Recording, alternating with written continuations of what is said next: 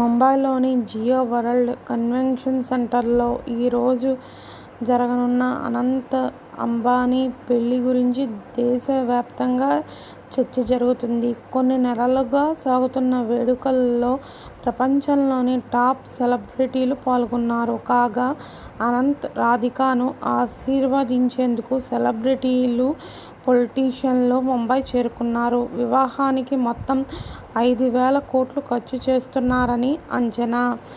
ఇది అంబానీ నికర విలువలో 0.5% మాత్రమే.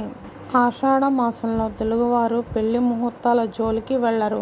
మరి వేల కోట్ల ఖర్చుతో జరుగుతున్న అనంత్ అంబానీ పెళ్లి మాత్రం ఎందుకు ఆషాఢంలో జరుగుతుంది?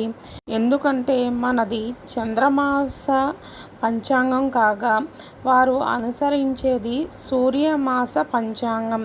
సూర్యుని కదలికల ఆధారంగా నిర్ణయిస్తారు. దీనిలో అధిక మాసం ఉండదు. అందుకే తిథులు, ముహూర్తాల ఆచరణలో తేడాలుంటాయి.